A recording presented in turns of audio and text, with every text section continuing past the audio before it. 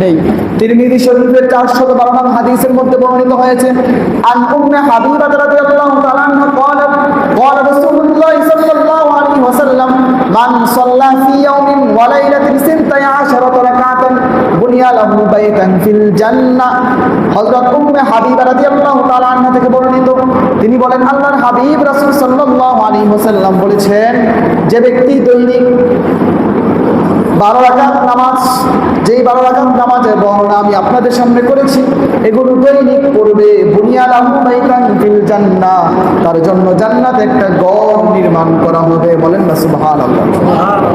এই 12 রাকাত নামাজ আদায় করলে জান্নাতে আমাদের জন্য ঘর নির্মাণ করা হবে।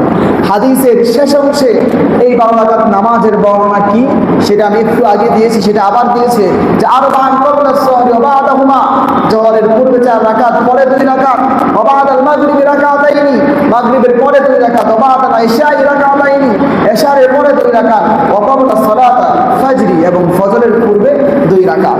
এই 12 রাকাত নামাজ আদায় যে নিয়মিত প্রত্যেক দিন আদায় করবে, বুনিয়া লাহু বাইতান ফিল জান্নাহ, তার জন্য জান্নাতে একটি ঘর নির্মাণ করা হবে।